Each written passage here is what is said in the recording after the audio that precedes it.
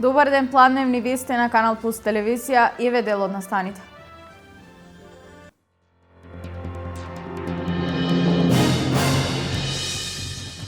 Топлотен бран со високи температури ја зафати Македонија. Министерството за здравство апелира да не се излегува на отворено во најтоплиот период од денот.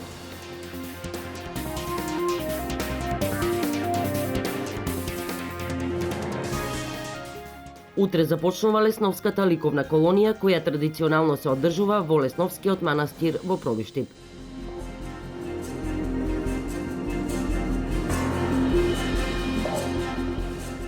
Во Маврово денеска ќе се одржи 10-тиот ден на одгледувачи на овци и кози. Учесниците ќе се надпреваруваат во молзење и стрижење овци.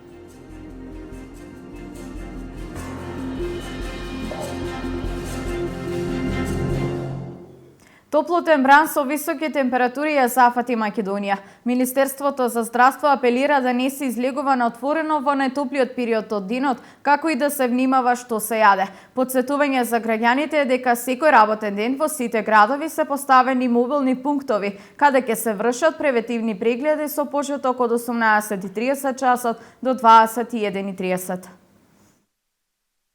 Со топлотен бран од жолта фаза денеска е зафатена земјава, а од утре и вторник максималните температури ќе достигнат до 41 Целзиусов степен. Министерството за здравство апелира да не се излегува на отворено во најтоплиот период од денот, како и да се внимава што се јаде, да се избегнува престој на отворено во периодот од 11 часот до 17, консумирање лесна храна и течности, хигиена на раце и хигиенски начин на подготовка на храната и редовно земање на терапијата кај хронично болните лица.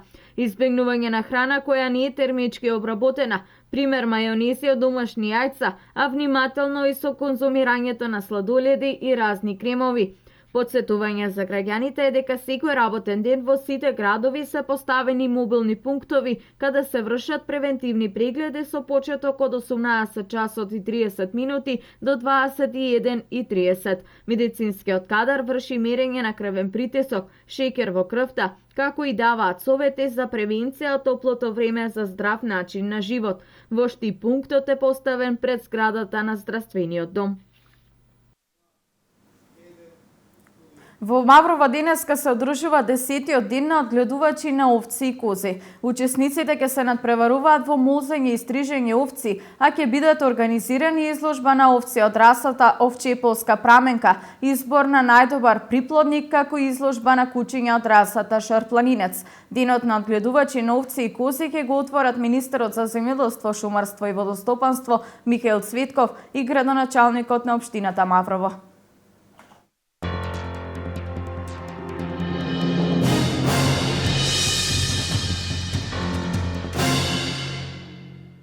Кочанското стопанство беше едно од најуспешните во државата. По четврт век транзиција може да се констатира дека природот на западните технологии и во нашите услови отиде напред, но граѓаните стандардот, екзистенцијата останаа далеку назад.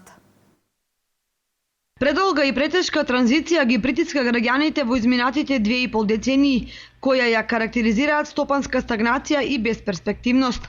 Споредбите со годините на договорната економија, која кочанското стопанство беше меѓу најуспешните во државата и актуелните производно-економски состојби, не им даваат доволно причини на аналитичарите за оптимизам. Новите бизнис аргументи предводени од странските инвестиции ни приближно не им даваат тежина, како онаа кога во Кочани стопанисуваа фабриката за хартија, Атом, Руен, Борис Кидрич, Кочанско поле, Југотутун, Бетон и другите поголеми фирми. По четврт век транзиција може слободно да се констатира дека продорот на западните технологии и во наши услови отиде напред, но граѓаните, стандардот, екзистенцијата останаа далеку назад. Во што е проблемот ќе се запраша обичниот човек? Дали не бива за работа? Дали не знаеме да штедиме или можеби реално не го вреднуваме капиталот во сите негови форми? На овие прашања во државата никој во изминатите 25 години не се обиде да даде одговор, како да се некаква табу тема во која е подобро да не се задира. Но без одговор на истите, без лоцирање на проблемот, излезот од стагнацијата ќе биде и понатаму долготраен и тежок. Повозрастните стопанственици велат дека Кочани не може да се ослободи од стагнацијата доколку не најде решение за целосно или делумно замрените гиганти како што се Хартија, Атом, Југотутурн земјоделски комбинати за другите, кои иако можеби се стопанско минато, сепак располагаат со индустријски и деловни потенцијали. Бидејќи и вака запуштени и оставени на забот на времето, немо сведочат за својата некогашна моќ и вредност. А најголемиот стопански исчекор, според многумина, зависи првенствено од ефектуирањето на термалната вода, која останува големо неискористено богатство во сиромашни раце. Штипјанецот Симеон Кожухаров меѓу своите сограѓани познат како Чичко Симо, децении наназад со својот фотоапарат ги овековечува сите позначајни настани во градот. Поседува над 3000 фотографии, дел од кои има во план да ги објави во книга, но проблемот е што нема заинтересираност од било кој да инвестира. Таа книга би била од огромно значење, бидејќи ќе остане како доказ за идните генерации за сето она што во минатото се случувало во Штип. Симеон Кожухаров од Штип, меѓу своите сограѓани познат како Чичко Симо, со децении наназад со својот фотоапарат ги забележува сите настани во градот од сите области. Филозоф по образование, неколку години бил професор, но поради здравствени причини не бил во можност да продолжи да се занимава професионално со филозофијата. После првата посериозна средба со фотоапаратот, од хоби фотографирањето му прераснува во пасија, споредна работа, а последниве децении како еден вид должност да овековечи, архивира и документира скоро се што се случува во Штип. Според неговите проценки поседува над 3000 фотографии, секоја од нив подпишана, каде и кога е направена и колку посетители имало на одреден настан. Располагам со архива од последните 30 години, од настани, музички настани, содржини од овие културно ниво, од културата, областа на културата, уметноста, театарски представи, настапи на поети, писатели, карикатуристи, ликовни уметници, политички, сите митинзи ги имам. Од формирањето на нашата држава, од тие митинзи што ги имаше некаде крајот на минатиот век, па наму.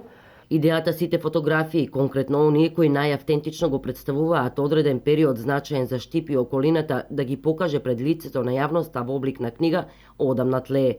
За жал, Чичко Симе вели дека не постои заинтересираност од позначајните штипски имиња да инвестираат во ваков значаен проект. Некако не гледам расположение, сепак треба поширок интерес да има, одредена потреба и да се најде издавач. Сте разговарали ли со некој на таа? Па можда како импулси имам предложено, кажем, и тоа посериозно не е прифатено тоа. Таа иницијатива уште не е прифатена, за да се тоа комплетира, за да се тоа среде до одредено солидно ниво и да може да се објаве во јавност. Историјата треба да се содржи, да се состои од факти. А тие факти се или пишан, или печатен, или слика материјал. Фотографијата е незаменлива. Значи, она пружа во кратко време многу содржина, многу податоци што може да се искористат за еден обемен, ја би рекол, фотоопус. А тоа се податоци што може да служат за архива на луѓето наши, на историјата, на историчарите.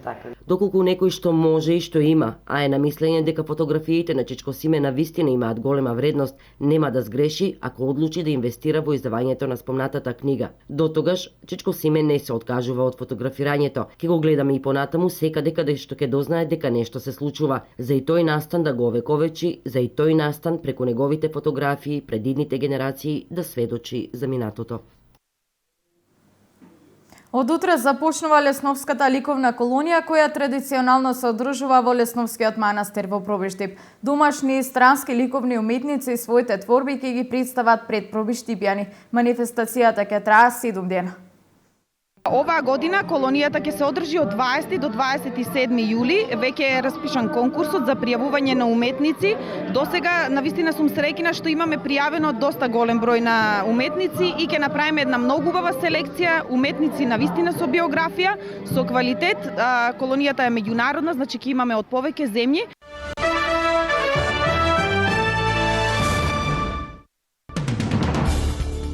Околу 34 милиони деца пред се од најсиромашните слоеви во земјите зафатени со вооружени конфликти не одат на училиште, соопшти Организацијата на Обединетите нации за образование, наука и култура УНЕСКО. Според податоците на УНЕСКО за образование на децата во земјите зафатени од војна се потребни 2,3 милиарди долари, што е 10 пати повеќе од средствата за хуманитарната помош што им се доставува на лицата во овие подрачја. Утре отвораат банките во соседна Грција. После речиси еден месец голгота и затворени врати, утре грците ќе се разбудат во нова реалност. Лимити за влечење и понатаму ќе има. Неделно 420 евра, на ден по 60 евра. Затворањето на банките се случи на крајот на минатиот месец, откако Ципрас свика референдум за не за реформите за штедење. Референдумот успеа, но тоа не му вредеше многу на грчкиот премиер, кој мораше да се согласи со уште построги мерки наметнати од Европа и Меркел. Полицаец загина во пожарите во Атина. Телото на 47 годишниот полицаец е најдено во Атина, каде огнот се ширеше во петокот. За пожарот во Атина беа уапсени двајца мажи, од кои еден бугарин под сомнение дека го предизвикале огнот. Во меѓувреме во друг пожар изгореа 35 куќи и беа уништени земјоделски посеви јужно од полуостровот Пелопонез. Властите во земјата предупредуваат дека опасноста од пожари се уште е висока поради силните ветрови, иако истите се локализирани и под контрола.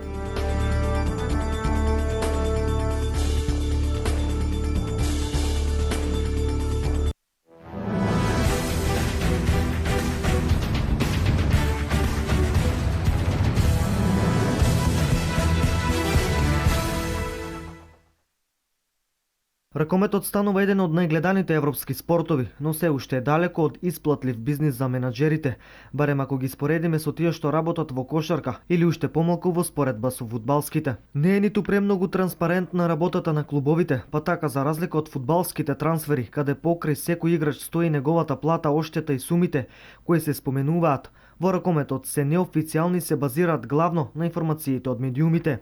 Деновиве треба да се официализира преминот на Никола Карабатик од Барселона во ПСЖ, а оштетата која катарските сопственици на парискиот клуб ја платија на Барселона изнесува 2 милиони евра.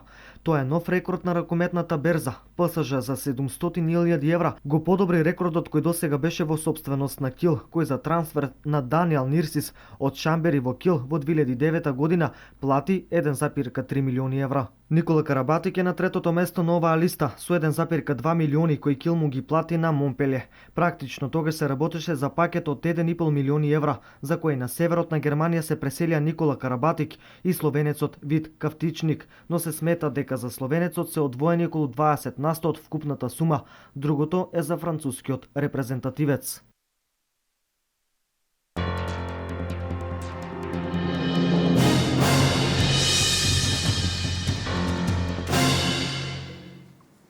Овде е крајот на овие вести, а следното информативно издание е во 16:30. До тогаш имајте пријатен ден.